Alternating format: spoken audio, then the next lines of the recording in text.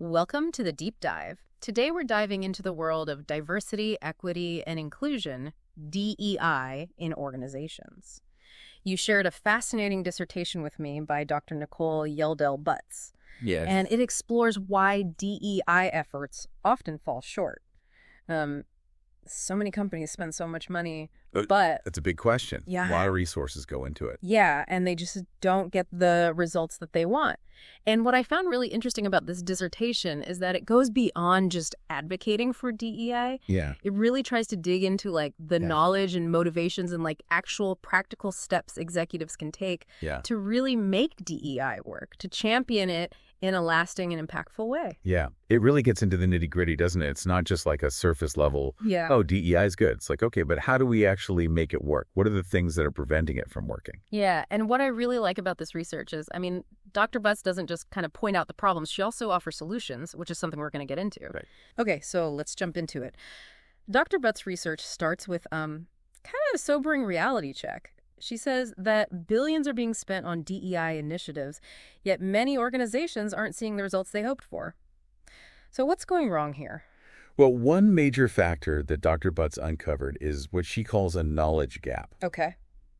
And this particularly has to do with systemic inequities. Okay. So a lot of executives, even those who genuinely support DEI, they may not have a deep understanding of how these inequities are actually built into the very structures of, our organizations, Yeah. our society at large. So it's like trying to solve a problem without really understanding all the root causes. Exactly. Think of it like, I don't know, you're trying to fix a leaky faucet, Oh, okay. but you don't actually understand how plumbing works. Right. You might be able to stop the drip for a little bit, Right. but without that deeper knowledge of the system, it's just going to keep coming back. That's a really good analogy. And so what Dr. Butts found is that this lack of knowledge, this knowledge gap, often manifests as discomfort, right? Yes, exactly. Okay. And it's a really crucial insight. A lot of executives experience this knowledge gap in the form of discomfort. Yeah. They might avoid difficult conversations about, race or gender or other sensitive topics, or they might try to avoid addressing systemic issues head on because it just feels too uncomfortable. Yeah. That's so interesting. It makes me wonder, what's at the root of that discomfort? Well, a lot of research suggests that this discomfort, it often comes from fear. Okay. Fear of saying the wrong thing, fear of maybe being perceived as racist or sexist, or even just fear of rocking the boat too much, Yeah. disrupting the status quo.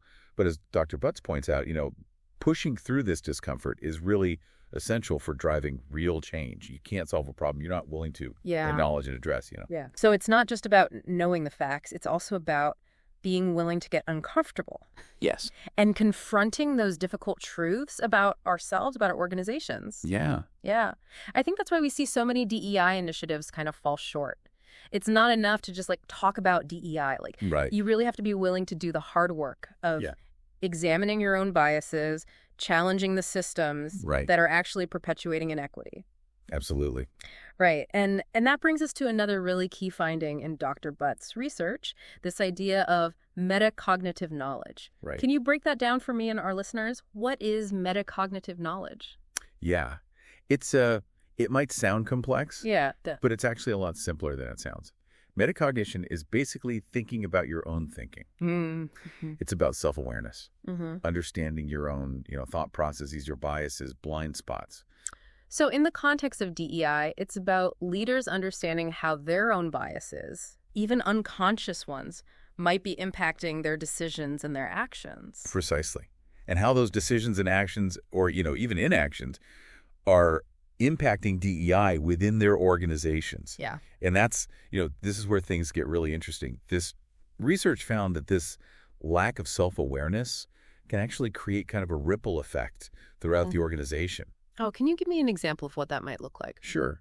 Imagine, you've got an executive who genuinely believes in DEI, but, they haven't really taken the time to examine their own biases. Okay.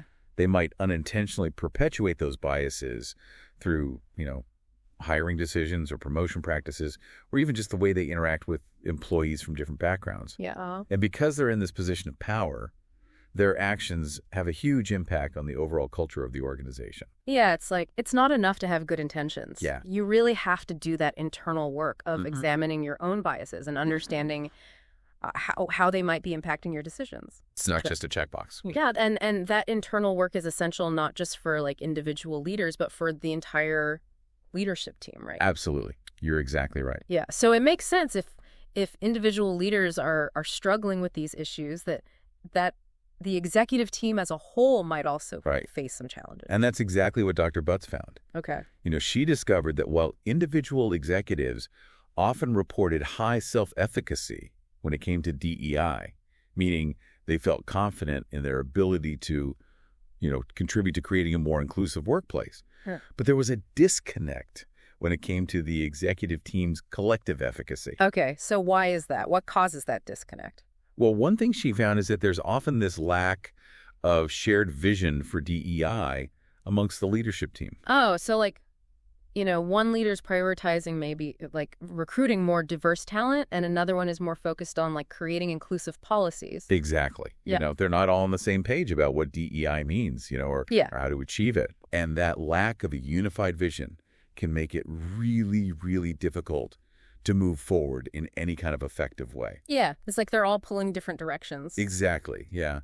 And there's often, unclear roles and responsibilities related to DEI as well. Oh, okay. It wasn't always clear, who's actually responsible for driving the DEI initiatives? Yeah. Who has the authority to make decisions? Right. How are those decisions going to be implemented? That sounds like a recipe for inaction. Yeah. Yeah. It often is. Yeah. And then, of course, on top of all of that, there's the discomfort we talked about earlier. Yeah. If individual leaders are already uncomfortable addressing these issues, right. Imagine how much more difficult it becomes when the entire leadership team has to, navigate those conversations together. It seems like there are a lot of potential roadblocks. Right. No wonder so many DEI initiatives kind of stall out, even when there's a lot of goodwill at the individual level. Yep. If the whole leadership team isn't working together with a clear plan, with that willingness to get uncomfortable, things are going to fall apart. Yeah, exactly. And it brings us to another critical distinction that Dr. Butts makes in her research. And this is the difference between bridging and equity-focused efforts. So a lot of organizations tend to focus on bridging, which is essentially about creating a more inclusive environment. Okay. Making people feel welcome. Yeah, that's important though, right? I mean, everyone wants to feel like they belong at their workplace. Absolutely. Yeah, everyone wants to feel like they can bring their whole selves to work. But the problem is that bridging alone doesn't really address the deeper systemic issues that create inequality in the first place. So you can have a workplace where everyone, feels included, but you can still have pay gaps. Yeah. You can still have limited opportunities for advancement and other inequities that are kind of built into the system. Exactly. Think about it this way. Imagine a company that, hosts regular cultural celebrations. Okay. And, make sure that everyone has a voice in meetings. That's bridging. It's important, but it doesn't address things like, why certain groups might be underrepresented in leadership roles. Or paid less for the same work. Exactly. Yeah, that's a really crucial distinction. It seems like a lot of companies are doing a good job with the bridging part, but they're not going deep enough to really dismantle the systems that are creating the inequity. Yeah, you hit the nail on the head there. Yeah. And this is where the focus on equity comes in. Okay, so how does Dr. Butts define equity? She really focuses on fairness and justice. It's about recognizing that not everyone starts from the same place. Right. And we need to create systems that help to level the playing field. It's about addressing those root causes of inequity, like bias hiring practices or policies that unintentionally disadvantage certain groups. So it's not just about putting up posters, or having a one-time diversity training. It's about really understanding deeper work, the history and the systems that have created these inequities, and then taking intentional action to dismantle them. Exactly. Okay. So Dr. Butts talks about the need to create support systems. Mm-hmm. What kind of support systems do organizations need to make this happen? What does it actually take to create, a truly equitable and just workplace. What did she find? Yeah. Well, one of the first things that she highlights is the need for this strong foundation. Okay.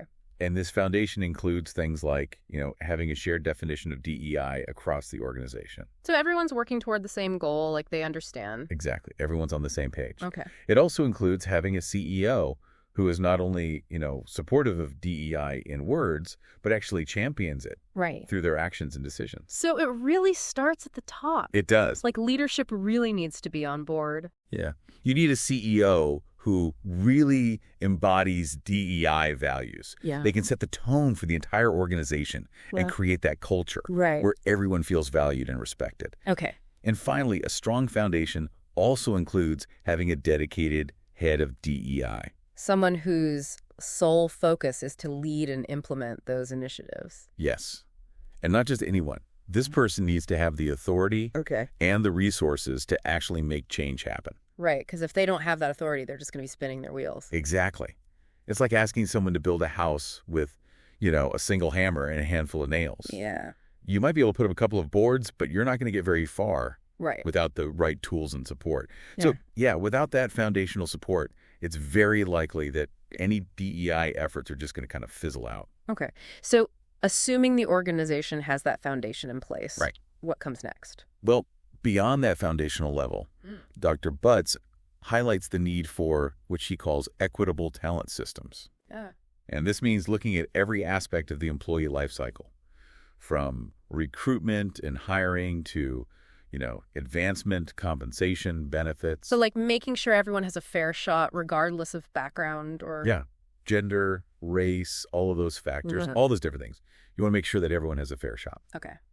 Can you give me an example of what that might look like, in practice? Sure. Let's take hiring as an example. A company that's really committed to these equitable talent systems might, for instance, examine their job descriptions to make sure that they're using inclusive language. Oh, okay. That doesn't unintentionally deter certain candidates from applying.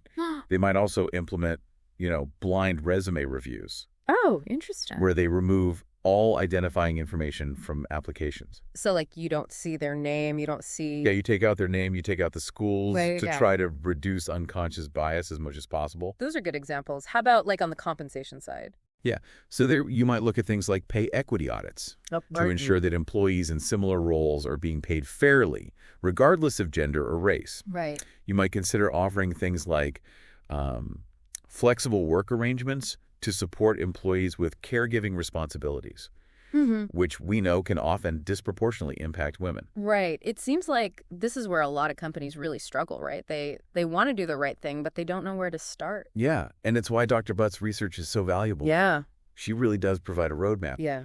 But unfortunately, even with the best of intentions, organizations often face significant barriers. What kind of barriers? One of the biggest ones she found was this lack of dedicated resources for DEI, both in terms of staffing and budget. Oh, interesting. A lot of times organizations, they expect one person, usually the head of DEI, to transform this entire organization's culture. Right. And they have very little support and often no real power to make those changes happen. So they're kind of set up to fail. In a way, yeah. I mean, imagine if you asked someone to build a house with, a single hammer and a handful of nails. Yeah. You might be able to put up a couple of boards. Right. You're not going to get very far without the right tools. You need the resources, right? You need to be able to hire additional staff, provide training and development opportunities, conduct research, do data analysis, implement new programs and initiatives. Right. And if they don't have a budget, they can't even buy the tools they need. Exactly. You've got to have the resources. And then on top of that, you have this high turnover rate that we see in DEI roles. Which makes it even harder to build momentum, Yeah. I imagine it's incredibly frustrating to be passionate about this work. Right. But not have the resources or support to actually make an impact. It is. Yeah. And that frustration often leads to burnout and people leaving. You know? And Dr. Butts actually found that this cycle of high turnover just weakens DEI efforts even more. Okay. Because you're constantly disrupting progress. It makes it really difficult to build that kind of long-term sustainable change. Yeah. It's like taking one step forward and 2 steps back. Exactly. It's like someone comes in, They start to gain some traction, Yeah. make some progress, and then boom, they're gone. And then you start all over. And then the organization has to start all over again with someone new. So, with all these barriers, it's kind of like, what are organizations supposed to do? How do they actually create this meaningful and lasting change? Right. And thankfully, Dr. Butts doesn't just identify the problems. She also offers solutions. Good. Her research provides some really practical recommendations that organizations can use to address these challenges. Okay. And one of the most powerful ones is to conduct this internal systemic equity audit. So don't just assume you know what the problems are. Right. Actually gather the data. Gather the data, analyze it. Okay, so what kind of data are we talking about here? So this could include things like, the composition of your workforce at different levels. Okay. Look at your hiring practices, your promotion practices, Okay. pay equity, representation in leadership roles, how people from different backgrounds experience the workplace culture. So it's about getting a clear picture of where those inequities exist. Exactly. It's about identifying the specific areas Right. where your organization needs to focus its efforts. Okay, that makes sense. So you conduct this audit, you identify the problems. What then? Like, how do you start to address those issues? Well, another key recommendation she makes is to invest in individual executive coaching. Okay, so it's about helping those leaders, like, develop their self-awareness, Yes. confront their own biases, and, get more comfortable having those tough conversations about DEI. Exactly. It's about giving them the skills and the knowledge they need to actually effectively lead these DEI initiatives within their teams and departments. So it's not just about awareness. It's about practical skills. Absolutely. They need to know, how to identify and address microaggressions, how to create a more inclusive team culture, how to have those difficult conversations about race and equity in a really constructive way, Right. how to advocate for DEI within the larger organization. This is all starting to make a lot of sense. It's clear that real change requires a much deeper, more systemic approach Yes. than just putting up posters or having, like, a one-time diversity training. Absolutely. And it's important to remember that, executive coaching is not this one-time fix, right? Right. It's an ongoing process Okay. of learning and growth and development. And it's not just for individuals, right? Dr. Butts also talks about the importance of, like, team coaching. Yes. For the entire executive team. So why is that? What's the benefit of, coaching the team as a whole? Well, it goes back to that idea of collective efficacy we were talking about earlier. Right. Team coaching is really where the leadership team can come together to create that shared vision for DEI. They can clarify their roles and Yeah. responsibilities and really start working as a unit. Yeah, it's about getting everyone on the same page, breaking down silos, creating that sense of shared ownership for DEI. It's about getting everyone on the same page, breaking down silos, and creating a sense of shared ownership for DEI. Exactly. Team coaching provides that safe space for the leadership team to have these, really open and honest conversations, to address any conflicts or disagreements, and to really come up with a plan for moving forward together. So we have the individual coaching to build awareness and skills, the team coaching to kind of get everyone on the same page, and then that foundational support we talked about earlier. What else does Dr. Butts recommend? Well, the final piece of the puzzle is really making sure that all of this great work actually leads to lasting change. And that's where Dr. Butts advocates for this, robust change management process. Okay. So it's not enough to just come up with a plan. You need to have a roadmap for implementation, hold people accountable, and make sure that those changes are actually embedded in the organization's, DNA. That's a great way to put it. A solid change management process is really what provides the structure and support that's needed to ensure that DEI initiatives are successfully implemented and, more importantly, sustained over time. What would that look like in practice?